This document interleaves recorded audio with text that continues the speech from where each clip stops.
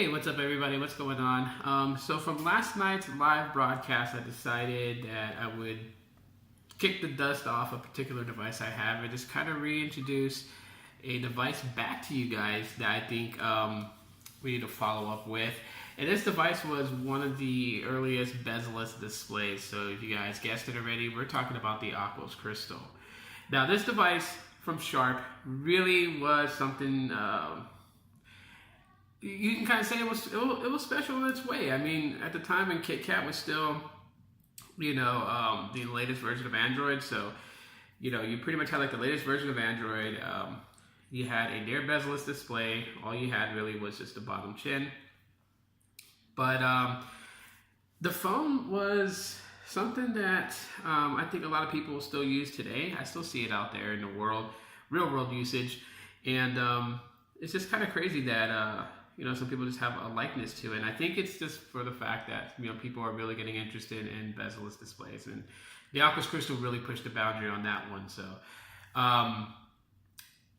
as I stated, this device runs KitKat. So I believe it's 4.4.1. Let me just double check that. It's been a while.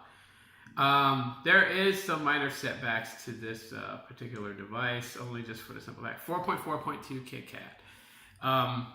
But yeah, there is some setbacks to it, and that's just the fact that sometimes it can be very non-responsive at times. Like you can literally tap the display, and what you're tapping doesn't really do anything. So the software experience on this thing is like a hit or miss.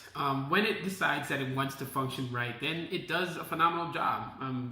Launching applications and scrolling through things. You do see some frame drop, some frame skip, and a little bit of jank every now and then. Like right now, I should have showed you guys that. But so let's see if we can. Let me see if I lower the brightness down, if that will actually help some. So let's turn auto brightness off. Let's lower the display brightness. Yeah, see that?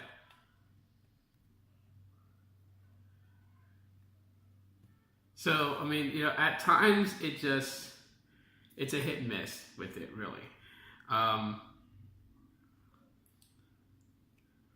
But the concept idea was, it was fine. It was fine for what it was. It was fine that, they were trying to have it go in that direction of being near bezel-less display. I think the other thing that it's not a hit or miss, it's definitely a miss, is the cameras on this device. So you guys can see, you guys look at my background and you guys look at the viewfinder, you guys will notice the white balance is like extremely off. You guys can see that it takes a bit to focus. The rear camera doesn't do that bad of a job, but as you guys can tell, I'm a little bit more of a peach color. And so, yeah, if you're looking for like really good photo quality here, I hate that shutter sound too, by the way. So let's open up the photo. There you go. So not the best, photo reproduction. I mean, if you're just someone who wants to take a picture of stuff, it's gonna do you fine. But if you're really into photography, that's where it's going to lack. So,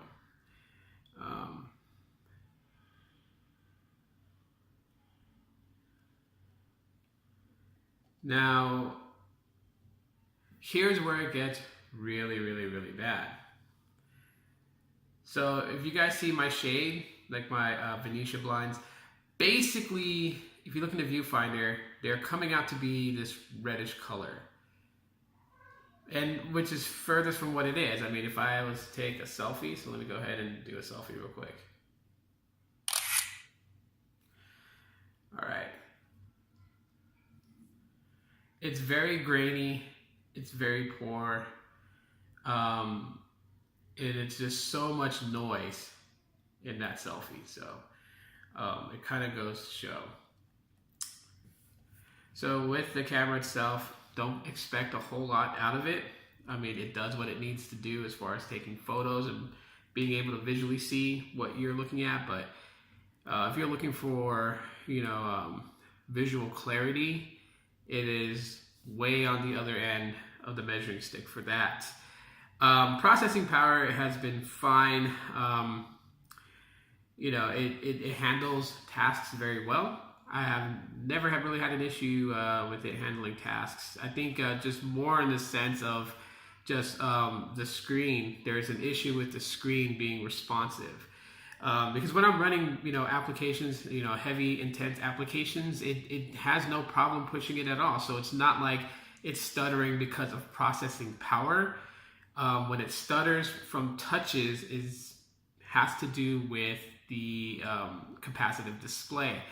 And I'm not sure if it's because of, it could be the interference of these metal rails on the side of the screen, because there are these little metal rails on the side of the screen. I don't know if you guys can really see it. It's so thin.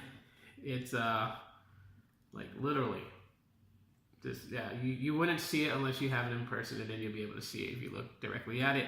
But it has these metal rails inside there, and that really will become, possibly the reason that it is the way it is. No one really knows. But from just that glance, has no bezels at all. Now, some people still wonder, how do you make phone calls with this? How does the sound get into your ears so you can hear what the person's saying? And that is that the screen has the technology for vibration so that you can hear. There is really no targeted point on the screen. Most people tend to want to just, put their ear like right up here on the top. But you can literally like put it anywhere on the screen and be able to hear. So you can actually have it like that, like that, like that, like that. You'll still hear the person you're talking to, which I think, it's kind of cool. But people always wondered about that, and they'll ask me too. They're like, how do you hear your phone calls? Do you have to keep it on speakerphone all the time? I'm like, no, the screen can produce sound, so you would have no problem with that there. So a lot of devices today, like the Galaxy S8 and all of them, are going for near bezel-less display, maybe a very tiny forehead on the top and a very tiny chin at the bottom. The Sharp Aquos Crystal was actually pushing that. No bezels, 3 ways, only just the bottom chin.